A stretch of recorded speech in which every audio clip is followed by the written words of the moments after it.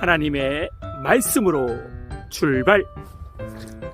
오늘 하나님의 말씀은 룻기 3장 12절 말씀입니다. 참으로 나는 기업물을 자이나 기업물을 자로서 나보다 더 가까운 사람이 있으니. 아멘. 현대 사회는 결과 중심으로 돌아갑니다.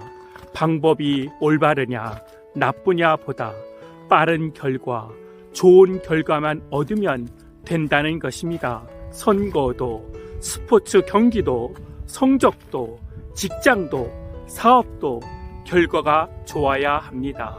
그래서 수단과 방법을 가리지 않고 편법과 불법을 묵인하고 실행합니다. 그러나 실적과 결과만 쫓아가서 현대인들이 무너져 내려가는 것입니다. 올바른 방법 없이 편법으로, 변칙으로, 심지어 불법으로 얻어진 결과는 인생의 기초를 무너뜨리는 것입니다. 올바른 기초 없이 결과만 좋은 것으로 얻었던 성공했던 정치인, 연예인, 사업가들이 하루아침에 무너졌다는 소식을 우리가 종종 뉴스를 통해 듣게 됩니다. 결과만 얻기 위하여 수단과 방법을 동원하여 이스라엘을 만들게 됩니다. 사람들의 방법으로 결과를 얻어놓고 그것도 하나님이 주신 것이라고 거룩하게 거짓되게 포장해 버립니다. 그리고 나서 나는 헌신했다는 것입니다. 하나님의 뜻에 순종했다고 거짓말하는 것입니다. 그리스도인은 결과를 만들어내는 사람이 아닙니다. 하나님의 말씀에 순종하는 자들입니다. 결과는 우리의 것이 아니라 하나님의 것입니다. 결과는 하나님의 것입니다.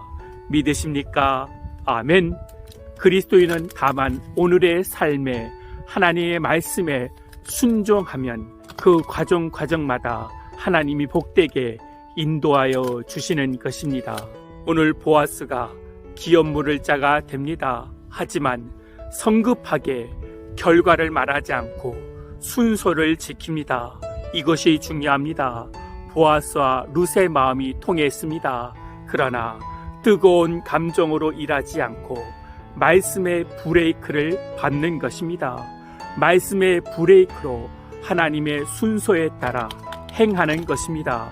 보아스가 이렇게 절차와 순서를 지켜서 결혼했기 때문에 법적인 하자가 없게 되고 주위 사람들에게 손가락질 당하지 않게 되는 것입니다. 나의 욕망을 하나님의 뜻이라고 덮어 씌우면 안 됩니다.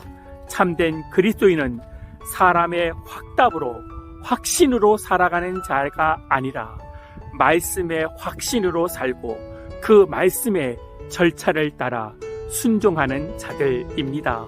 결과는 나의 것이 아니라 하나님의 것입니다. 믿으십니까? 아멘. 나의 뜻을 내려놓습니다. 결과를 나의 것이 아니라 하나님의 것입니다.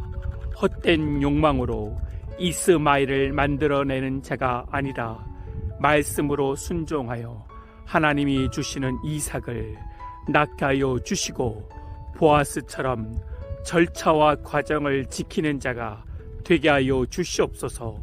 주 예수 그리스도의 이름으로 기도하옵나이다. 아멘.